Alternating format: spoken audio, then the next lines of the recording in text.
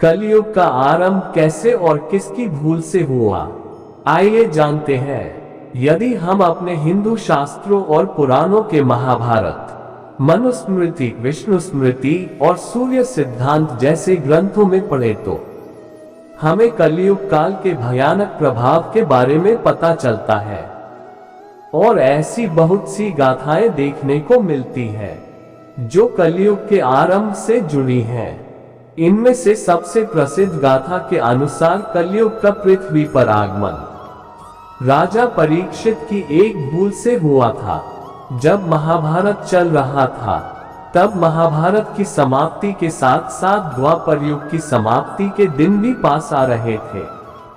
तब धरती पर अपनी भूमिका पूरी कर रहे श्री कृष्ण बैकुंठ धाम लौट गए।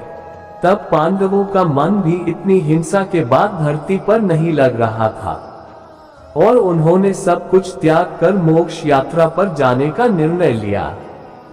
और धर्मराज युधिष्ठिर ने अपना पूरा राजपाट परित्याग कर अर्जुन के पुत्र अभिमन्यु और उत्तरा के पुत्र परीक्षित को सौंप दिया, जिसमें उन्होंने परीक्षित को सर्व अधिकारों के साथ सम्राट घोषित कर दिया और अन्य पांडवों और द्रौपदी सहित महाप्रयाण हेतु हिमालय की ओर निकल गए। धरती पर राजा परीक्षित का राज था, जो भगवान कृष्ण, माता लक्ष्मी, भीष्म और विदुर जैसे विद्वानों के अभाव में अच्छे से राजपाट चलाने का प्रयास कर रहे थे। आपको इस वीडियो को अंत तक जरूर देखना अति आवश्यक है, वरना आधी अधूरी जानकारी हमेशा ही हानिकारक होती है। ऐसे ही न्यू वीडियो के लिए यदि आपने अपने इस चैनल को सब्सक्राइब नहीं किया है तो जल्दी से सब्सक्राइब कर ले और लाइक शेयर करना ना भूले। राधे राधे। कहा जाता है जब पांडवों और द्रौपदी हिमालय मोक्ष यात्रा पर चले गए तब एक दिन स्वयं धर्म बेल का रूप लेकर और गाय के रूप में बैठी पृथ्वी देवी सरस्वती नदी के किनारे एक छोर पर बैठे वार्तालाप कर रहे थे। गाय के रूप में बैठे पृथ्वी के नयन आंसुओं से भरे हुए थे। उनकी आंखों से लगातार आंसू बहे जा रहे थे। पृथ्वी को दुखी देख धर्म रूपी बेल ने उनसे उनकी परेशानी का कारण पूछा। उन्होंने पूछा, देवी कहीं तुम ये देखकर तो नहीं घबरा गई कि मेरा एक ही पैर है, या तुम इस बात से दुखी हो कि तुम्हारे ऊपर बुरी ताकतों का शासन होगा? ये सवाल का जवाब देते हुए पृथ्वी देवी बोली, हे धर्म, तुम तो सब कुछ जानते हो, ऐसे में मुझसे मेरे दुखों का कारण पूछने से क्या लाभ? सत्य, मित्रता, त्याग, दया, शास्त्र, विचार, ज्ञान, वैराग्य, ऐश्वर्य, निर्मिकता, कोमलता, धैर्य आदि के स्वामी भगवान श्री कृष्ण के अपने धाम चले जाने से कलयुग में मुझ पर कब्जा कर लिया। श्री कृष्ण के चरण कमल मुझ पर पड़ते थे, जिसके कारण मैं खुद को सौभाग्यशाली मानती थी। परंतु अब ऐसा नहीं, मेरा सौभाग्य समाप्त हो चुका है। धर्म और पृथ्वी आपस में बातें कर ही रहे थे, तब उतने में ही असुर रूपी कलयुग वहां आ पहुंचा और धर्म और पृथ्वी रूपी गाय और बैल को मारने लगा। उसी समय राजा परीक्षित उसी मार्ग से गुजर रहे थे। जब उन्होंने अपनी आंखों से ये दृश्य देखा तो वह कलयुग पर बहुत क्रोधित हुए और उन्होंने कलयुग से कहा, दुष्ट पापी, तू कौन है और क्यों इन निरपराध गाय और बैल को मार रहा है? तू महाअपराधी है और तेरा अपराध क्षमा योग्य भी नहीं, इसलिए तेरी मौत निश्चित है। इतना कहते हुए राजा परीक्षित ने अपनी तलवार निकाली और कलयुग को मारने के लिए आगे बढ़े। राजा परीक्षित का क्रोध देखकर कलयुग थर-थर कांपने लगा और भयभीत कलयुग अपनी वेशभूषा को उतार कर राजा परीक्षित के चरणों में गिर गया और क्षमा मांगने लगा। राजा परीक्षित ने भी अपने चरणों में आए कलयुग को अपने जीवन की भीख मांगता हुआ देख उसे मारना उचित नहीं समझा और उसे चेतावनी देते हुए कहा, कलयुग, तू मेरी शरण में आ गया है, इसीलिए मैं तुझे जीवन दान दे रहा हूँ। किंतु अधर्म, पाप, झूठ, चोरी, कपट, दरिद्रता आदि अनेक द्रवों का मूल कारण केवल तू ही है। तू मेरे राज्य से अभी निकल जा और कभी लौटकर मत आना। कलयुग ने राजा परीक्षित की बात सुनकर बड़ी चतुरता से कहा, पूरी पृथ्वी पर आपका निवास है, ऐसा कोई स्थान नहीं जहां पर आपका राज ना हो। ऐसे में मुझ जैसे तुच्छ व्यक्ति को आप रहने के लिए स्थान प्रदान कीजिए। कलयुग के ये कहने पर राजा परीक्षित ने काफी सोच विचार कर कहा, असत्य, मध्य, काम और क्रोध का निवास जहां भी होता है, इन 4 स्थानों पर तुम रह सकते हो। इस पर कलयुग बोला, हे राजन, ये 4 स्थान मेरे रहने के लिए अपर्याप्त है, मुझे अन्य जगह भी प्रदान करें। कलयुग की यह मांग सुन राजा परीक्षित ने विचार कर कलयुग को रहने के लिए स्वर्ण के रूप में 5वां स्थान प्रदान किया।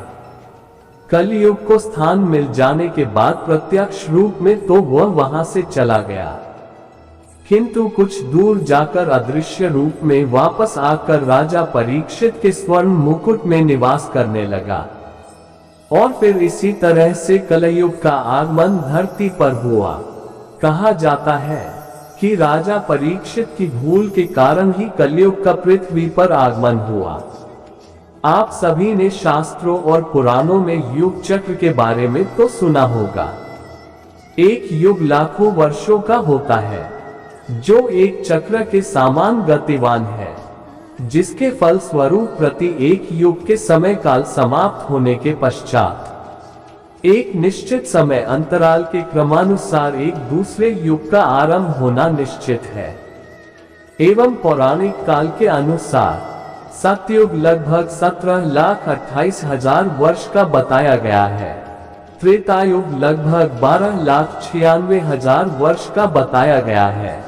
द्वापर युग 8,64,000 वर्ष का बताया गया है। कलयुग 4,32,000 वर्ष का बताया गया है।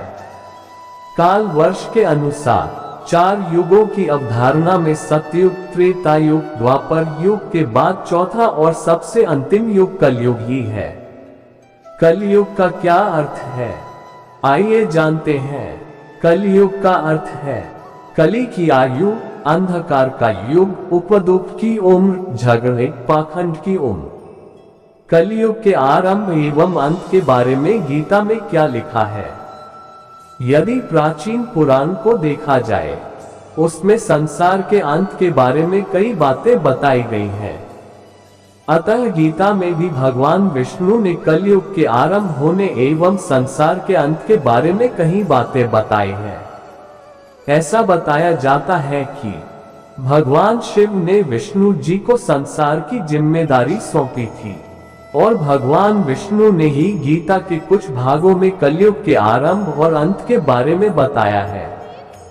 गीता के अनुसार इसके पीछे का कारण एक महिला को बताया है और कलयुग के आरंभ में कहते हुए कुछ बातों का वर्णन किया है जो कलयुग के आरंभ का संकेत देते हैं। गीता में वर्णन अनुसार जब एक स्त्री अपने श्रृंगार रूपी बाल काटने लगेगी, जिस दिन एक बेटा अपने पिता पर हाथ उठा देगा, जब चारों ओर सिर्फ असत्य होगा और सत्य का कोई महत्व नहीं रह जाएगा, जब स्त्रियां अपने ही घर में सुरक्षित महसूस नहीं करेगी, लोगों के अंदर से भय खत्म हो जाएगा और उनकी अकाल मृत्यु होना आरंभ हो जाएगी। गीता में कथित भगवान विष्णु के अनुसार तब समझ ले कि काल रूपी कलयुग का आरंभ हो चुका है और इसके अलावा कलयुग का विकाल रूप आना बाकी है, जिससे हम सभी अनजान हैं। कलयुग के बारे में कुछ और बातें जानते हैं। कलयुग कितना बाकी है, अर्थात कलयुग का अंत कब होगा। महान गणितज्ञ आर्यभट्ट ने अपनी पुस्तक आर्यभट्टियम में इस बात का उल्लेख किया है कि जब वह 23 वर्ष के थे तब कलयुग का 3600 वर्ष चल रहा था। आंकड़ों के अनुसार आर्यभट्ट का जन्म 476 ईसा पूर्व में हुआ था। मध्यकाल के भारतीय ज्योतिषियों ने माना है कि कलयुग और कल्प के प्रारंभ में सभी ग्रह सूर्य एवं चंद्रमा को मिलाकर चैत्र शुक्ल प्रतिपदा को रविवार के शुक्र उदय के समय एक साथ एकत्र थे। अधिकतर विद्वानों के अनुसार कलयुग का आरंभ 3102 ईसा पूर्व हुआ था। इस मान से कलयुग का काल 4,36,000 साल लंबा चलेगा। अभी कलयुग का प्रथम चरण ही चल रहा है। गणना की जाए तो 5,122 वर्ष कलयुग के बीत चुके हैं और 4,26,882 वर्ष कलयुग को समाप्त होने में अभी बाकी है। कलयुग का प्रारंभ 3102 ईसा पूर्व हुआ था, जब 5 ग्रह मंगल, बुध, शुक्र, बृहस्पति और शनि मेष राशि पर 0 डिग्री पर हो गए थे। कलयुग की आयु देवताओं की वर्ष गणना से 1200 वर्ष की अर्थात मनुष्य की वर्षा गणना के अनुसार 4,32,000 वर्ष की है। सतयुग में मनुष्य की लंबाई 32 फीट अर्थात 21 हाथ बताए है। इस युग में पाप की मात्रा 0% और पुण्य की मात्रा 100% थी। कलयुग के मानव वर्ष से देखें तो सतयुग में मनुष्य की आयु 1,00,000 मानव वर्ष की थी। त्रेता युग में मनुष्य की लंबाई 21 फीट अर्थात 14 हाथ बताए है। इस युग में पाप की मात्रा 25% और पुण्य की मात्रा 75% थी। त्रेता युग में मनुष्य की आयु 10,000 मानव वर्ष की थी। द्वापर युग में मनुष्य की लंबाई 11 फीट अर्थात 7 हाथ बताए है। इस युग में पाप की मात्रा 50% और पुण्य की मात्रा 50% थी। द्वापर युग में मनुष्य की आयु 1,000 मानव वर्ष की थी। कलयुग में मनुष्य की लंबाई 5 फीट अर्थात लगभग 4 हाथ बताए है। इस युग में पाप की मात्रा 75% और पुण्य की मात्रा 25% होती है। और जैसे कि हम सब जानते ही हैं कि कलयुग में मनुष्य की आयु 100 वर्ष है।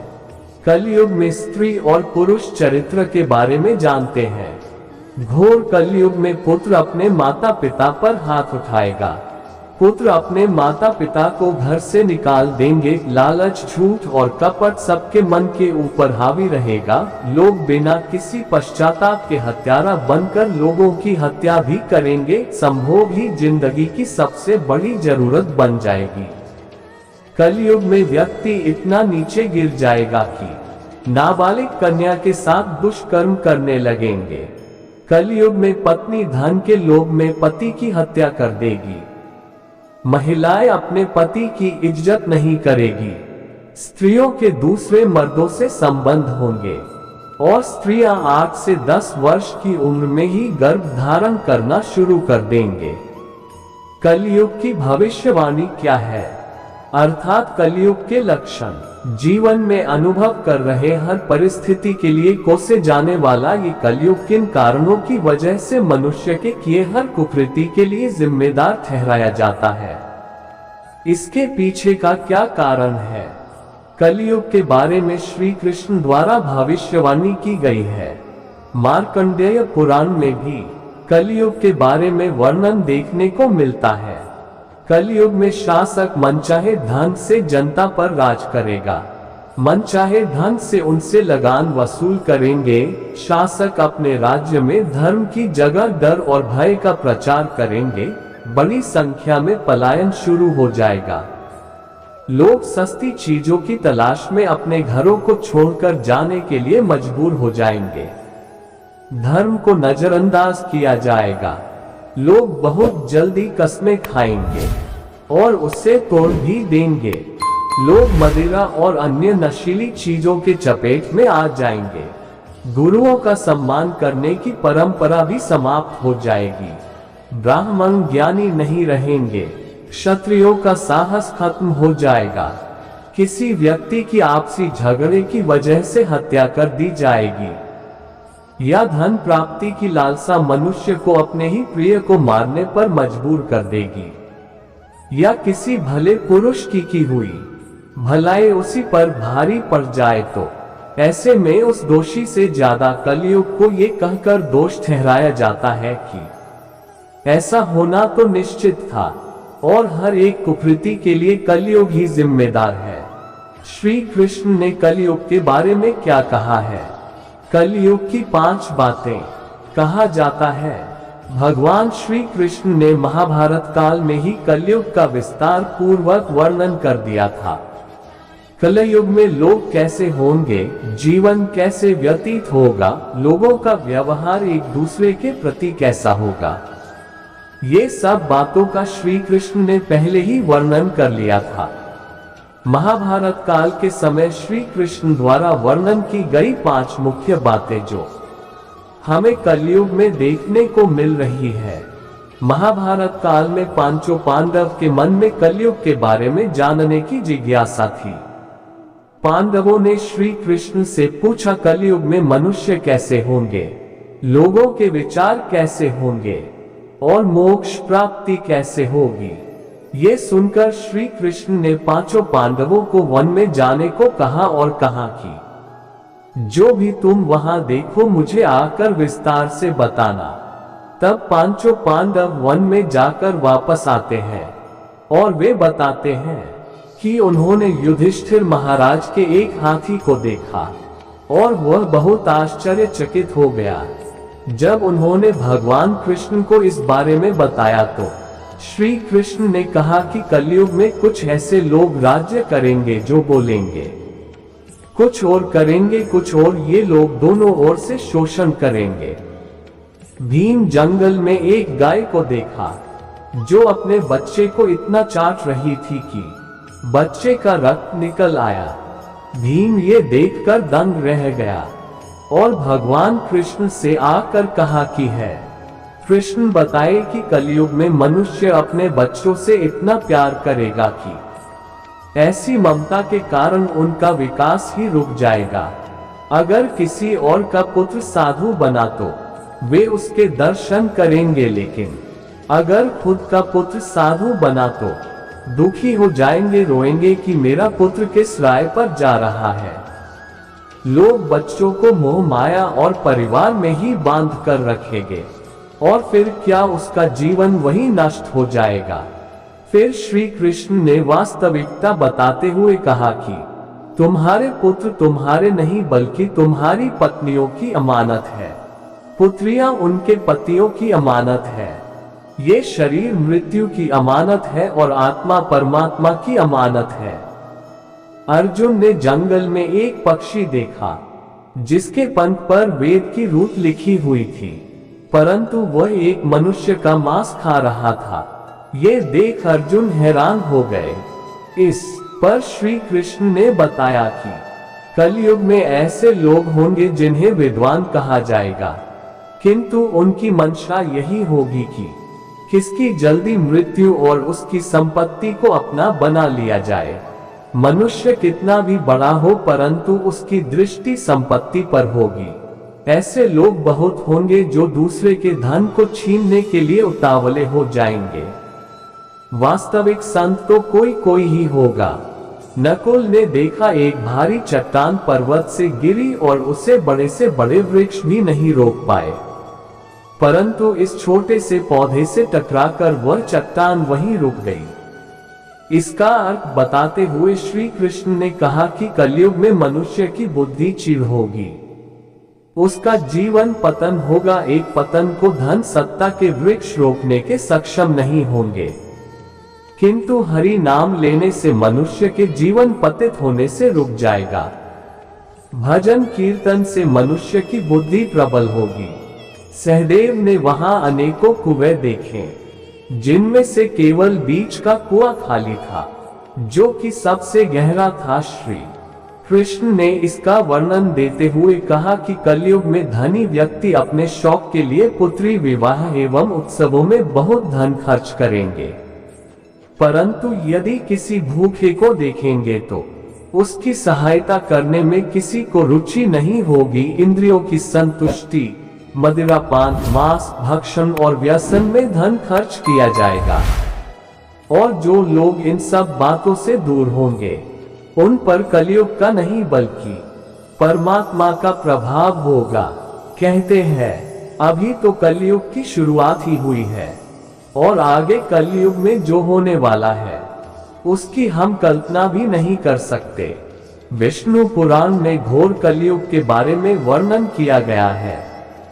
विष्णु पुराण में लिखा है जैसे जैसे घोर कलयुग नजदीक आएगा वैसे वैसे मनुष्य की आयु घटना आरंभ हो जाएगी और आखिर में 20 साल रह जाएगी। मतलब जो मनुष्य 80, 90, 100 साल तक जीता है वह 20 साल की उम्र में ही मर जाएगा।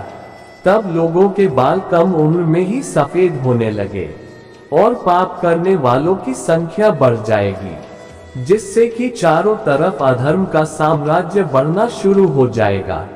चारों तरफ चोरी, डकैती, लूटपाट और हत्या जैसी घटनाएं देखने को मिलेगी और एक समय ऐसा भी आएगा जब महिलाएं अपने पति की इज्जत नहीं करेगी, स्त्रियों के दूसरे मर्दों से संबंध होंगे और स्त्रियां 8 से 10 वर्ष की उम्र में ही गर्भ धारण करना शुरू कर देंगे। स्त्रियां हमेशा क्रोध से भरी रहेंगी। यहीं से होगी घोर कलयुग की शुरुआत, जब धर्म, सत्य, पवित्रता, क्षमा, बल, याद रखने की शक्ति में कमी आना शुरू हो जाएगी। हर तरफ सूखा पड़ने लगेगा और बारिश होना भी बंद हो जाएंगे। तब सूरज का तेज इतना बढ़ जाएगा कि समुद्र और नदियां सूखने लगेगी, वह भाप बनकर उड़ने लगेंगे। लोग मौसम के बदलाव को समझ नहीं पाएंगे। तब लोग पास के तालाब को ही तीर्थ मानना शुरू कर देंगे और गंगा की महत्वता खत्म हो जाएगी। गृहस्थ पुरुष नहीं हवन करेंगे। भगवान विष्णु ने स्वयं नारद जी को बताया कि एक समय कलयुग में ऐसा आएगा जब पुरुष स्त्रियों के अधीन हो जाएंगे और पत्नियां घर पर राज करेगी। पुरुषों की हालत नौकरों के समान हो जाएगी। धार्मिक ग्रंथों में भी कलयुग के बारे में भविष्यवाणी की गई है, जो आज सच होती हुई देखी जा रही है। सनातन धर्म और वेदों में 4 योग की मान्यता है। कहते हैं कि सतयुग में देवता, किन्नर और गंधर्व पृथ्वी पर निवास करते थे। हमारे धर्मों में किन्नरों और गंधर्व के बारे में बहुत कुछ बताया गया है। इसके बाद त्रेता युग आया, जिसमें भगवान श्री राम ने जन्म लिया। उसके बाद द्वापर युग की शुरुआत हुई। इस युग में भगवान विष्णु ने कृष्ण रूप में जन्म लिया। इस युग में श्री कृष्ण ने जिस तरह की लीलाएं रची थी, उसके बारे में कहा जाता है कि भगवान उन लीलाओं के माध्यम से कलयुग में जीने का पाठ लोगों को पढ़ा रहे थे। इसके बाद आता है कलयुग, जिसका कालखंड सबसे छोटा है। इसी युग में भगवान विष्णु के 10वें अवतार कल्कि का जन्म होगा, जो दुष्टों का संहार करके सतयुग का आरंभ करेंगे। विष्णु पुराण में बताया गया है कि धरती पर पाप इतना ज्यादा हो जाएगा, सृष्टि का संतुलन बिगड़ जाएगा। लोग जीवन भर की कमाई एक घर को बनाने में लगा देंगे। पर आपको जानकर हैरानी होगी कि इसी कलयुग को ऋषि वेद व्यास ने 4 युगों में सबसे अच्छा भी बताया है। वेद व्यास, जिन्हें वेदों का रचनाकार भी मान जाता है, उनकी एक पौराणिक कथा के अनुसार उन्होंने कलयुग को सभी लोगों में श्रेष्ठ बताया है।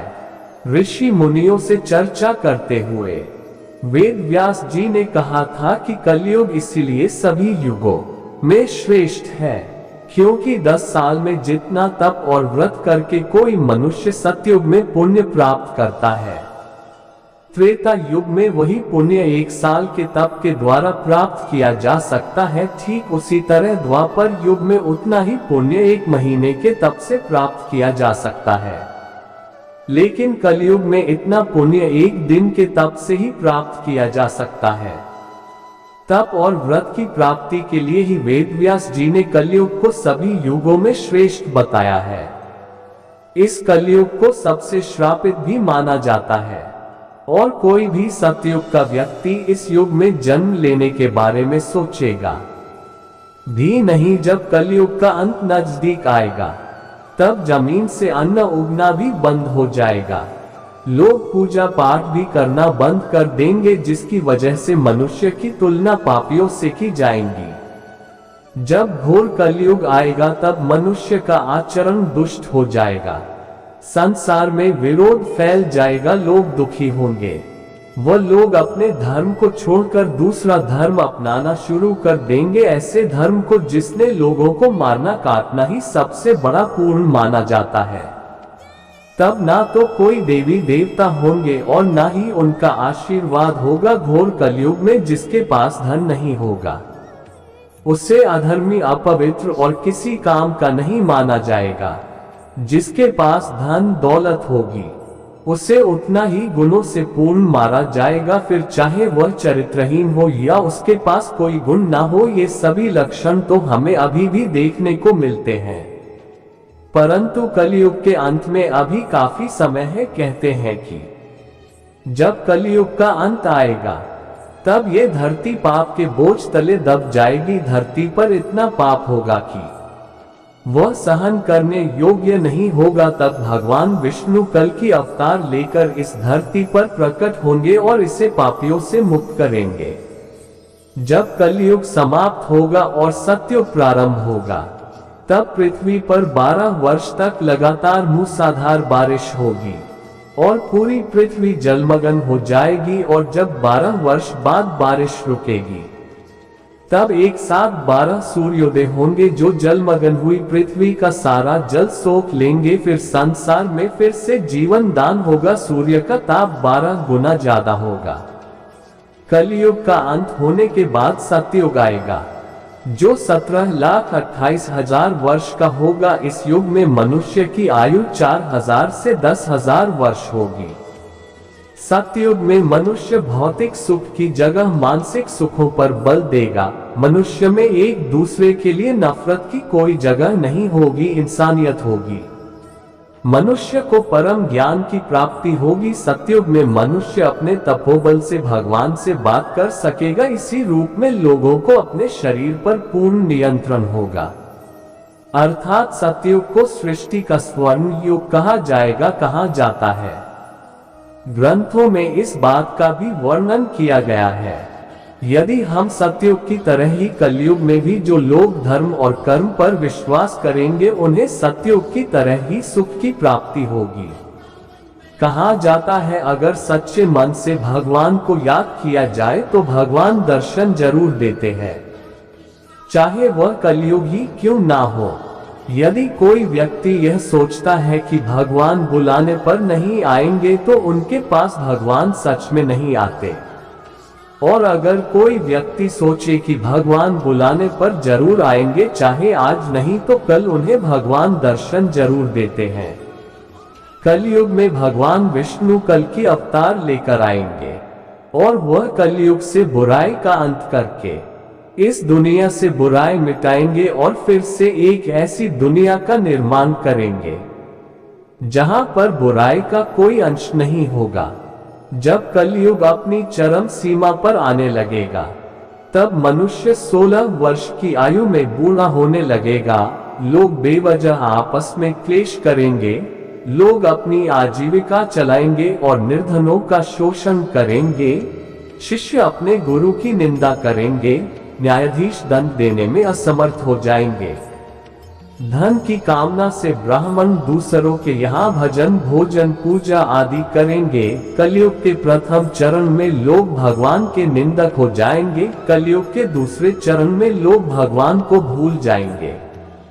तीसरे चरण में वर्ण संकल्प उत्पन्न होंगे और चौथे चरण में लोग जाति धर्म सब भूल जाएंगे, जिससे पृथ्वी पर उपस्थित सभी देवता दुखी होंगे और पृथ्वी की शांति के लिए और धर्म की पुनः स्थापना के लिए भगवान ब्रह्मा जी से प्रार्थना करेंगे। फिर ब्रह्मा जी सभी देवताओं के साथ विष्णु जी की स्तुति कर उनसे पुनः कलयुग में धर्म की स्थापना करने के लिए प्रार्थना करेंगे।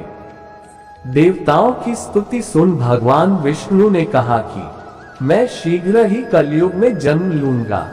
कल्कि पुराण के अनुसार भगवान विष्णु के कल्कि अवतार में जन्म लेते ही स्वयं गंगा जी उनका अभिषेक करेगी। सभी लोग वेदों का अनुसरण करेंगे। पवित्र हृदय ब्राह्मण विष्णुयश अपने पुत्र के नामकरण के लिए सामवेदी ब्राह्मणों को आमंत्रित करेंगे और तभी भगवान कल्कि के बालक रूप का दर्शन करने के लिए द्रोणाचार्य, परशुराम, वेदव्यास, अश्वत्थामा ब्राह्मण का रूप धारण करके विष्णुयश के घर आएंगे और विष्णुयश उनका आदर पूर्वक सम्मान करेंगे। फिर सभी ब्राह्मण विष्णुयश की गोद में बैठे बालक के दर्शन करके उनको नमस्कार करेंगे। सभी ब्राह्मण वह बालक को देखकर पहचान जाते हैं कि यह श्री विष्णु भगवान है, जिन्होंने कलियुग के पापों का नाश करने के लिए यह अवतार लिया है। अतः इनका नाम कल्कि होगा, जो कलियुग का अंत करेंगे।